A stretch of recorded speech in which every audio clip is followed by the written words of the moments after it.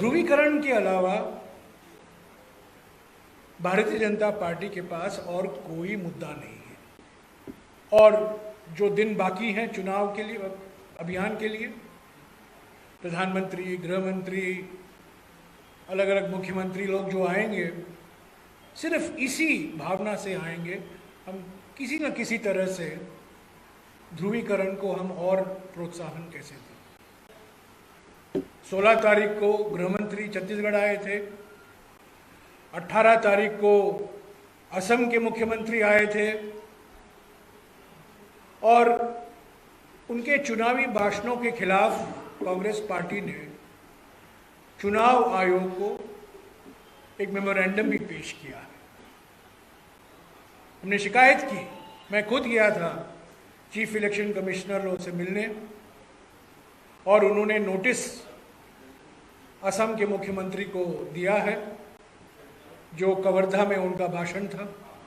हालांकि अब तक उन्होंने गृह मंत्री के बारे में कुछ कार्रवाई नहीं की है।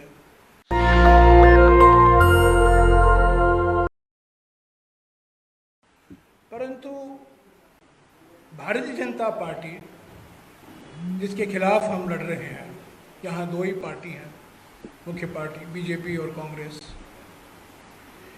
बीजेपी की रणनीति सिर्फ ध्रुवीकरण की रणनीति है। इसके अलावा खास तौर से छत्तीसगढ़ में ध्रुवीकरण के अलावा उनको और कोई मुद्दा नहीं है। ये एक मुद्दाहीन पार्टी है छत्तीसगढ़ में। यहाँ प्रधानमंत्री आएंगे, आए हैं, आएंगे, गृह मंत्री आए हैं, आएंगे, उत्तर प्रदेश के मुख्यमंत्री आएंगे, असम के मुख्यमंत्री आए हैं और उनके चुनावी भाषणों में सिर्फ एक ही मुद्दा है, ध्रुवीकरण की।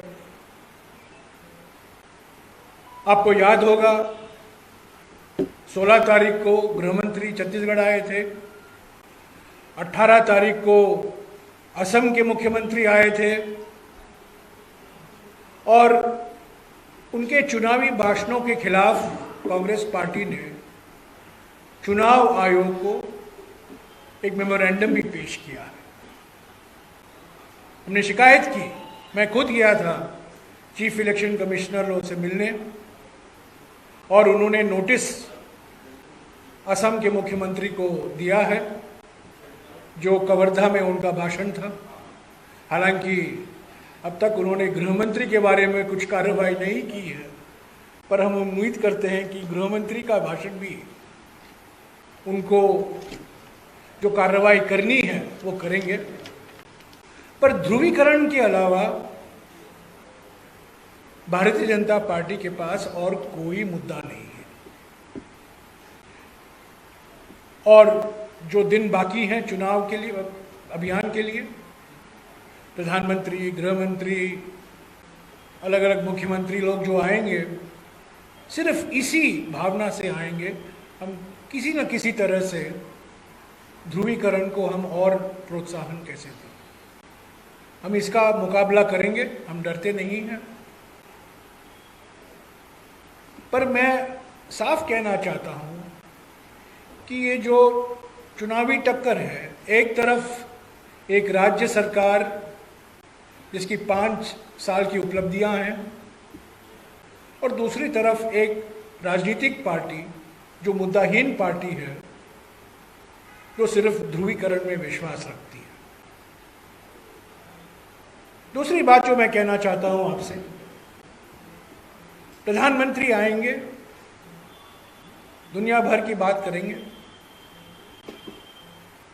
कांग्रेस पार्टी की आलोचना तो जरूर करेंगे, पर जिस तरीके से हमारे प्रधानमंत्री, मैं पीछे नहीं हटूंगा ये शब्द इस्तेमाल करने से, पार्लियामेंट में ये शब्द मैं नहीं इस्तेमाल कर सकता हूं, पर मैं ज़रूर पत्रकार सम्मेलन में ये कह सकता हूं कि हमारे प्रधानमंत्री गलती से भी सच नहीं कह सकते।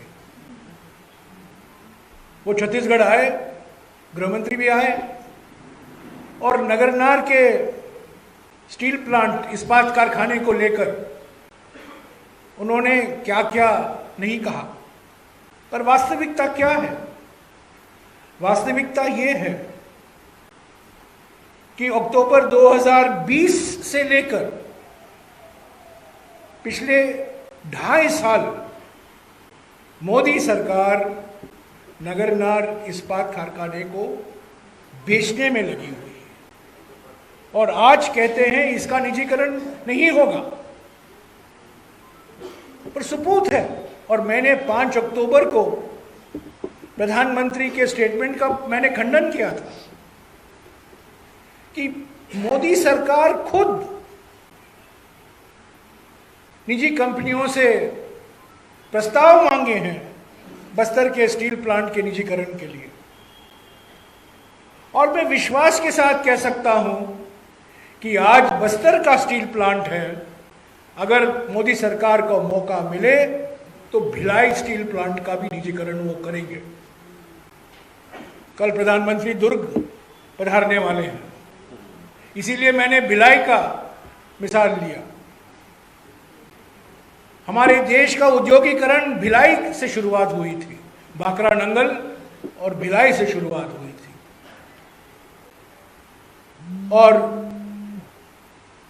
जिस तरीके से हमारे सार्वजनिक संपत्ति है, बंदरगाह है, एयरपोर्ट है, बिजली के घर हैं, सीमेंट फैक्ट्रियां हैं, इनका निजीकरण हो रहा है। मैं इसमें नहीं जाना चाहता हूं कि किस कंपनी के पक्ष में निजीकरण हो रहा है, पर निजीकरण हो रहा है और आप लोग सब जानते हैं एक ही कंपनी खरीद रही है। ये नगरनार तो एक शुरुआत थी और आज प्रधानमंत्री कहते हैं और गृहमंत्री कहते हैं हमारे पास ऐसा कोई प्रस्ताव नहीं था। पर हकीकत ये है कि अक्टूबर 2020 से लेकर मोदी सरकार लगी हुई है इस प्लांट को निजीकरण करने में, और भिलाई भी है। और आपको मैं कह दूं, ये पहला मिसाल नहीं है। छत्तीसगढ़ में कोरबा में जो बालकोप का प्लांट हुआ करता था, उसका निजीकरण वाजपेयी जी के जमाने में हुआ, सन 2001 या 2002 में हुआ। तो ये जो केंद्र सरकार की नीतियां हैं, निजीकरण की नीति है, ये छत्तीसगढ़ की जनता के हित के लिए नहीं है। मैं आपको एक और मिसाल देता हूं,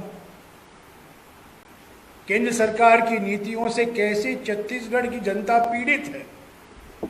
आप देखिए, सबसे ज्यादा रेलगाड़ियों का कैंसिलेशन छत्तीसगढ़ में होता है। सबसे डिले जो होता है, विलंब जो होता है ट्रेन चलाने में, वो छत्तीसगढ़ में होता है। और आप लोग सब जानते हैं क्यों प्राथमिकता उन रेलगाड़ियों को दी जाती है जो कोयला ले जा रहा है। यानी पैसेंजर ट्रेन को महत्व नहीं, पर जो कोयला ले जा रहा है किसी निजी कंपनी के फायदे के लिए, उसको आप प्राथमिकता दे रहे हैं। और उससे रायपुर में मुझे कहा गया था, रायपुर में रोज कुछ 1 लाख लोग बाहर से आते हैं, इनमें से करीब 80% रेल से आते हैं। उसमें भारी कटौती हुई है। और एक कारण ये है कि अगर आप छत्तीसगढ़ में देखें, रेल यात्रा किस तरीके से इस पर नकारात्मक असर हुआ है मोदी सरकार की नीतियों से। तो दूसरी बात जो मैंने कहा, पहली बात तो मैंने कहा कि ध्रुवीकरण के अलावा उनके पास कोई और राजनीति, चुनावी राजनीति नहीं, रणनीति नहीं है। और दूसरी बात, जो नीतियां अपनाते हैं, जो उनकी नीतियां हैं केंद्र सरकार की, वो छत्तीसगढ़ के जनता के हित में नहीं है। और मैंने आपको 2 मिसाल दी हैं और कई मिसाल हैं। हमारे मुख्यमंत्री ने प्रधानमंत्री को कई बार खत भी लिखा है भेदभाव करना बंद कीजिए, भेदभाव मत कीजिए। सभी राज्यों को एक समान समझिए। संघीय ढांचा पर आक्रमण मत कीजिए। पर आप मोदी सरकार को देखें तो जहां जहां विपक्ष की सरकारें हैं, कर्नाटका में, राजस्थान में, पश्चिम बंगाल में, हिमाचल प्रदेश में, आज तक हिमाचल प्रदेश में जो भयंकर बाढ़ आया था उसको राष्ट्रीय आपदा घोषणा नहीं हुआ। तो कई ऐसे मिसाल हैं। एक तरफ कहते हैं कि हम संविधान में विश्वास रखते हैं और संविधान का पहला अनुच्छेद है हम एक संघीय ढांचा है। India that is Bharat shall be a union of states. तो अगर आप जो जहां बीजेपी की सरकार नहीं है उसके खिलाफ आप भेदभाव करते रहेंगे तो जनता जरूर चुनाव के वक्त आपको सही जवाब देगी। और छत्तीसगढ़ की जनता भी जान गई है कि अगर भरोसे की सरकार चाहिए तो कांग्रेस की सरकार होना जरूरी है। तीसरी बात जो मैं कहना चाहता हूं कि इस चुनाव में, विधानसभा चुनाव में, कांग्रेस पार्टी ने कई गारंटी दी है, हमने वादे किए हैं। ये कागजी वादे नहीं हैं। हमने कर्नाटका के चुनाव में 6 गारंटी दिए और एक ही हफ्ते के अंदर सरकार बनी और एक ही हफ्ते के अंदर सारे के सारे 6 गारंटी लागू हुई। मुझे खुशी है कि आज छत्तीसगढ़ की स्थापना दिवस है। मैं छत्तीसगढ़ आपको और छत्तीसगढ़ की जनता को बधाई देता हूं, शुभकामनाएं देता हूं। पर आज से ही अब तक हमने 17 गारंटी दिए हैं और आज कई अखबारों में आपने देखा होगा ये 17 गारंटी हमारी पार्टी की ओर से जो हमने अभी तक जनता के समक्ष रखा है। पर इसमें सिर्फ 16 दिखाई दे रहे हैं, 17 नहीं। कारण यह है कि वो 17वां गारंटी आज से लागू हो गया है, इसीलिए यहां सिर्फ 16 गारंटी गिने।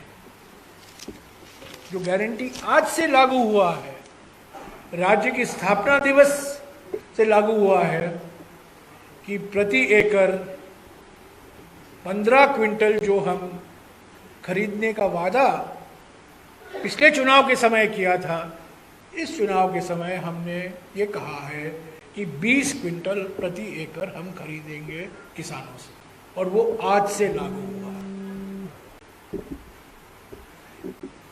तो स्वास्थ्य के क्षेत्र में, शिक्षा के क्षेत्र में, किसानों के लिए, महिलाओं के लिए, युवाओं के लिए, आदिवासियों के लिए, वंचित वर्गों के लिए हमने ये गारंटी दिए हैं। मैं सब गारंटी नहीं गिनाऊंगा, पर 3 या 4 विशेष गारंटियों का मैं जिक्र करूंगा। सबसे महत्वपूर्ण बात यह है कि हम ये वादा कर रहे हैं कि जो आज गैस सिलेंडर 979 रुपया है प्रत्येक गैस सिलेंडर, 500 रुपया घटाया जाएगा और वो 500 रुपया सीधा महिला के खाते में दिया जाएगा, यानी कि 489 होगा 989 की तुलना में। और हमारे देश में सबसे कम दाम एलपीजी सिलेंडर छत्तीसगढ़ में होगा। दूसरी बात, हमारे देश में कोई राज्य नहीं है जहां केजी से लेकर पीजी तक निःशुल्क शिक्षा उपलब्ध। इंजीनियरिंग, मेडिकल कॉलेज, अन्य ये सरकारी शिक्षा संस्थाएं। केजी से लेकर पीजी तक शिक्षा को निःशुल्क बनाना मैं समझता हूं न केवल प्रगतिशील कदम है पर एक क्रांतिकारी कदम है और ये युवाओं के लिए बहुत फायदेमंद होगा। तीसरी बात बहुत महत्वपूर्ण और खास तौर से छत्तीसगढ़ के लिए विशेष मायने रखता है। अभी अभी केंद्र सरकार की ओर से घोषणा की गई थी कि 2023-24 के लिए धान का एमएसपी जो है 2200 रुपया प्रति क्विंटल होगा, पर हमारा गारंटी है कि धान की खरीद छत्तीसगढ़ में 2800 रुपया प्रति क्विंटल के आधार पर ही किया जाएगा। यानी कि जो 600 रुपया ज़्यादा होगा, जो 2200 केंद्र सरकार से घोषित किया गया है, गारंटी हम दे रहे हैं कि छत्तीसगढ़ में 2800 रुपया क्विंटल खरीदा जाएगा। अगर आप मध्य प्रदेश की तुलना करें, उत्तर प्रदेश की तुलना करें, हमारे दो वरिष्ठ साथी यहाँ बैठे हुए हैं, उत्तर प्रदेश के जाने माने नेता हैं, वो आपको बताएंगे कि उत्तर प्रदेश में जो धान की खरीद होती है मुश्किल से 1500 या 1600 रुपया प्रति क्विंटल पर खरीद होता है। उसकी तुलना में हम ये वादा कर रहे हैं पिछले 5 साल के अनुभव के आधार पर कि जो 2200 रुपया प्रति क्विंटल एमएसपी की घोषणा की गई है केंद्र सरकार की ओर से, कांग्रेस की सरकार छत्तीसगढ़ में 2800 रुपया प्रति क्विंटल के आधार पर ही धान का खरीद करेगी। आखिरी मिसाल मैं जो लूंगा हमारे वादे से संबंधित, वो स्वास्थ्य के क्षेत्र में। कोविड के बाद में सभी को चिंता हो गई है और हमने ये वादा किया है, ये गारंटी दिया है कि जो बीपीएल परिवार हैं, जो 5 लाख रुपया तक जो मुफ्त इलाज का प्रावधान है उसको 10 लाख रुपया किया जाएगा और जो गैर बीपीएल परिवार हैं जिनके लिए अभी सीमा 50,000 है उसको भी 5 लाख रुपया किया जाएगा। तो इस तरीके से स्वास्थ्य के लिए मैं समझता हूँ ये बहुत महत्वपूर्ण वादा हमने क्यों किया है। ऐसे तो बहुत, जैसा कि मैंने कहा यहाँ 16 ऐसे गारंटी आज प्रकाशित हुए हैं आदिवासियों के लिए, दलितों के लिए। राहुल जी ने बार बार, कल भी उन्होंने प्रेस वार्ता में कहा कि जातीय जनगणना ज़रूर कांग्रेस सरकार करवाएगी। तो मैं सारे गारंटियों को मैं दोहराऊंगा नहीं, पर मैंने आपको 3-4 ऐसे मिसाल दिए हैं जो प्रगतिशील और क्रांतिकारी कदम है कांग्रेस पार्टी की ओर से। अंत में यही कहूँगा कि अगर आप, जो हमने वादा किया था 2013 में, वादा करना काफ़ी आसान चीज़ है पर वादा पूरा करना मुश्किल है, पर 2013 में जो हमने वादे किए थे, और अगर आप मुझे पूछें उनमें से कितने वादे आपने पूरे किए, मैं कहूँगा 98% वादे हमने पूरे किए। शराबबंदी को हटाकर ज़्यादातर 98% वादे हमने पूरे किए हैं। और शराब के बारे में भी मैं ये कहूँगा कि रमन सिंह सरकार के समय छत्तीसगढ़ पहले नंबर पर था शराब के कंजम्पशन में और आज 18वें नंबर पर है। वो भी एक बड़ी उपलब्धि है। तो इस 2013 में जो हमने वादे किए थे, एक बहुत बड़ा वादा हमने किया था कर्ज माफी, और लोगों ने पूछा अब कैसे करोगे, पर हमने कर दिखाया। और वही वादा हम कर रहे हैं 2018 में भी। तो जो हम वादे गारंटी दे रहे हैं वो हमारे अनुभव के आधार पर दे रहे हैं, हमने कर दिखाया है। और पूरी पारदर्शिता से आप देख सकते हैं क्या ये वादे पूरे हुए हैं या नहीं। तो साथियों, ये चुनाव आते हैं, चुनाव लोग जीतते हैं, लोग हारते हैं, पार्टियां बदलती हैं, पर हमें पूरा विश्वास है कि पिछले 5 साल के अनुभव के आधार पर कांग्रेस पार्टी को जनादेश फिर से मिलेगा, स्पष्ट जनादेश मिलेगा।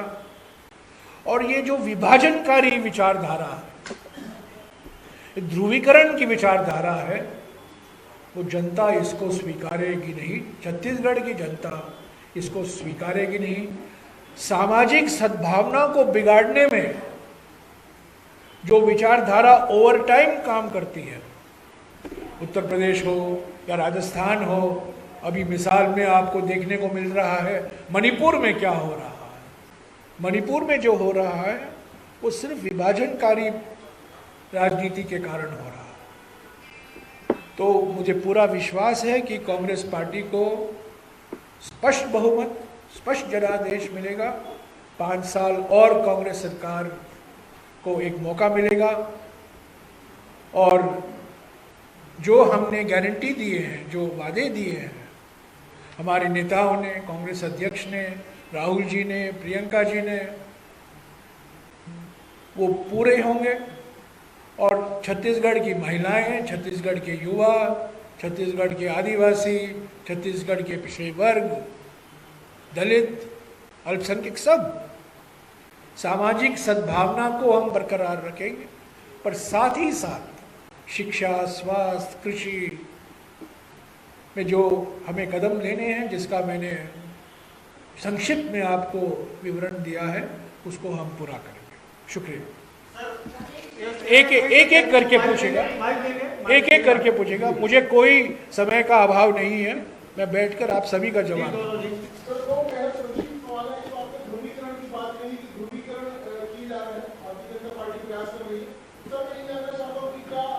सांप्रदायिक सद्भाव को बिगाड़ने की आशंका है। और सब में दूसरा प्रश्न इस बात को लेकर है, इस लेटर में जो वादा किया गया है, इस लेटर में सब्सिडी की तरह पर दी जाएगी, तो क्या सर ये सभी महिलाओं को दी जाएगी या फिर सिर्फ बीपी या एपीएल के क्लास पे जाएगा?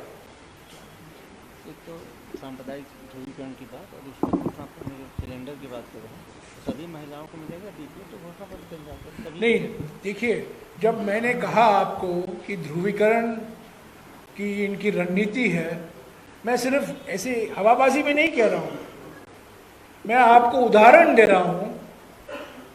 16 तारीख को यहाँ गृह मंत्री आए थे, 18 तारीख को असम के मुख्यमंत्री आए थे, उन्होंने ऐसा भयंकर भाषण दिया, हमें चुनाव आयोग को जाना पड़ा, और आज वो असम के मुख्यमंत्री को एक नोटिस भी दिया गया है चुनाव आयोग के द्वारा। तो ये कोई नई बात नहीं है।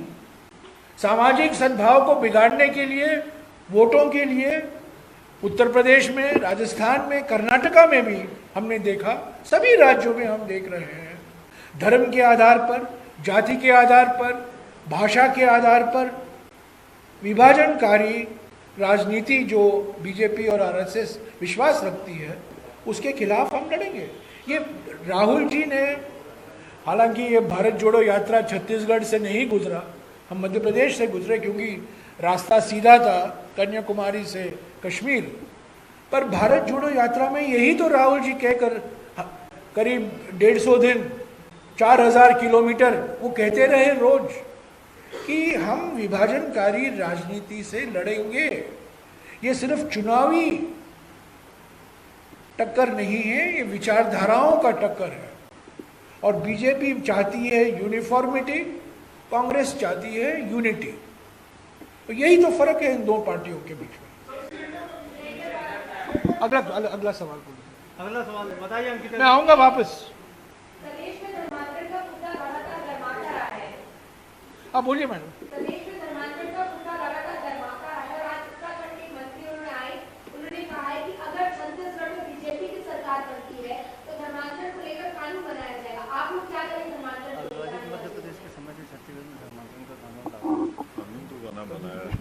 अविभाजित मध्य प्रदेश के समय से धर्मांतरण विरोधी कानून लागू है, हम इसमें कड़ी देखिए हाँ हाँ, बाद में नेक्स्ट क्वेश्चन।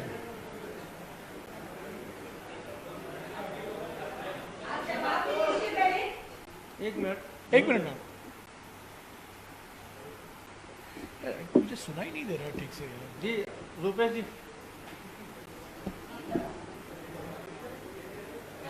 आप सुन रहे हो? नहीं, अविभाजित मध्य प्रदेश के समय से छत्तीसगढ़ में धर्मांतरण विरोधी कानून लागू है, उसका यहाँ पे कड़ाई से पालन भी किया जाता है। मुख्यमंत्री जी ने सार्वजनिक घोषणा किया था, कहीं पे भी जबरिया धर्मांतरण की एक भी प्रकरण हो, FIR करवाए, हम उसका तत्काल उसमें गिरफ्तारी करेंगे, कार्रवाई करेंगे। जी रुपेश जी, आप कृपया सवाल जो मैंने कहा है उसी के आधार पर सवाल कीजिएगा तो अच्छा होगा। हाँ ठीक है, डाइवर्ट करने की कोशिश मत कीजिए। हाँ बोलिए। आपने एक निजीकरण का मसला उठाया है और इसी समय डॉक्टर मनोज सिंह का ट्वीट आया है जिसमें उन्होंने कहा है कि जो रेडी टू ईट है, रेडी टू ईट को जो स्वयं सहायता समूह की महिलाएं हैं उनसे लेकर के एक कंपनी को दे दिया है। कौन सा? तो आप क्या कहेंगे? रेडी टू ईट को जम्मू से निपट किया, रेडी टू ईट को महिलाओं स्वतंत्रता समूह लेकर कंपनी को दे दिया गया, तो न्यायालय का आदेश आया सुप्रीम कोर्ट। आप बोलिए ना। देखिए इसमें माननीय सुप्रीम कोर्ट का आदेश आया है कि जो रेडी टू ईट है, इसमें जितने भी पोषक तत्व हैं उनको मशीन के माध्यम से उसको बनाया जाएगा, इसलिए सुप्रीम कोर्ट के आदेश का पालन के परिप्रेक्ष्य में किया गया है। उसके बदले में महिलाओं को और ज्यादा उसके जवाबदारी दी है। अगर आप मुझे रेडी टू ईट के बारे में सवाल पूछेंगे तो मुझे ज़्यादा जानकारी नहीं है, यही सही व्यक्ति है जवाब देने। आप जो मैंने कहा है उस पर सवाल पूछेगा। हाँ एक एक करके एक एक करके। आपके पास आएंगे संजय जी, राजेश जी को पूछिए आप।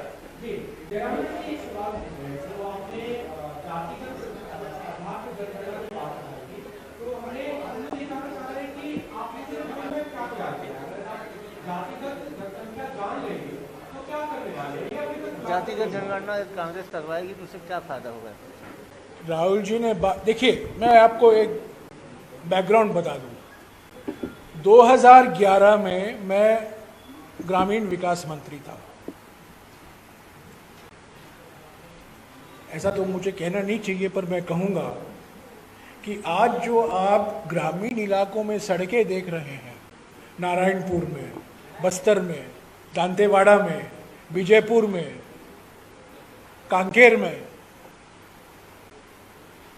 सारे के सारे जो परियोजनाएं थी 2011 और 2014 के बीच में अनुमति दी गई थी, मनमोहन सिंह जी की सरकार के समय, प्रधानमंत्री ग्राम सड़क योजना के तहत। तभी हमने जातीय जनगणना, सोशो इकोनॉमिक कास्ट सेंसस की शुरुआत की थी। ये जनगणना हुई थी, जाति जनगणना हुई थी, पर वो प्रकाशित नहीं हो पाया क्योंकि उसमें कुछ कमियां थी। राज्य सरकारों को वापस भेजा गया, राज्य सरकार ने फिर केंद्र सरकार को वापस दिया, तब तक 2013 हो गया, जब चुनाव का समय आ गया था।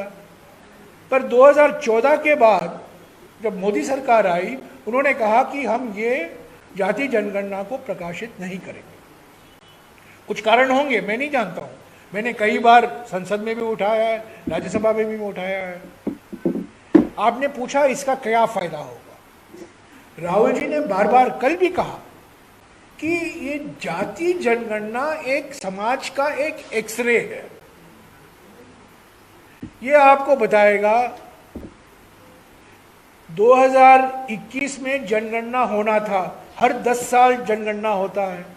पहली बार नेशनल दस्तक की आपसे गुजारिश है कि अगर इसको बचाना चाहते हैं तो नेशनल दस्तक को सब्सक्राइब करने के लिए रेड कलर के सब्सक्राइब बटन को दबाएं, फिर बेल आइकन की घंटी दबाएं। नेशनल दस्तक को बचाने के लिए बहुत जरूरी है कि हर खबर को शेयर करें, लाइक करें, कमेंट जरूर करें।